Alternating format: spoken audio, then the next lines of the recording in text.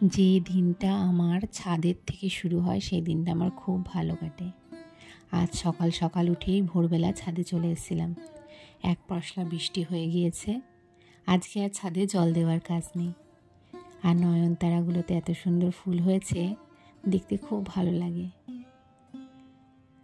তোমাদেরকে দেখিয়েছিলাম সেই সুদূর কাকদ্বীপের ইলিশ মাছ। অনেকটা পাঠিয়েছিল, আবারও পরের দিনকে ইলিশ মাছ রান্না করেছিলাম। খুব ভাপা খাওয়ার ইচ্ছে হয়েছিল। মুখে যেন তো খুব একটা স্বাদ ছিল না আমার। কদিনের শরীর খারাপে মুখটা একেবারে বেস্বাদ হয়ে গিয়েছিল। ভাবলাম আজকে ঝাল ঝাল করে একটু সর্ষে ইলিশ করি।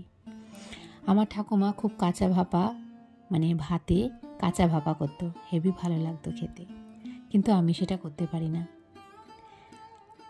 ভাত নিয়ে বসেছি দুপুরবেলা। বলো তো বন্ধুরা, কি মুভি আমি তোমাদেরকে দেখালাম? বইটা দেখতে দেখতে দুপুরবেলার খাবারটা খেয়ে নিলাম। দিদা আর নাতি নাতনিদের সম্পর্ক বা ঠাকুমা নাতি নাতনিদের যে সম্পর্ক প্রায় বন্ধুসুলভ। এই দিনগুলো সম্পর্কে কি যে বলবো, আমি আবার ভাষা হারিয়ে ফেলি। ঠিক করে গুছিয়ে বলে উঠতে পারি না। আমার মেয়ে আমার মাকে হেয়ার কালার লাগিয়ে দিচ্ছিল। এই সালোয়ার স্যুটটা আমি মিশো থেকে অর্ডার করেছি, আবারও মিশো থেকে। তোমরা দেখে নাও, এর কোয়ালিটি এত সুন্দর এসেছে, বেশ একটা রানি পিঙ্ক কালার।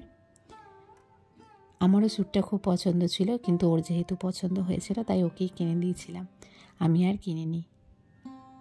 এখন সকাল সন্ধে এই 4-5টা করে ওষুধ খেতে হচ্ছে।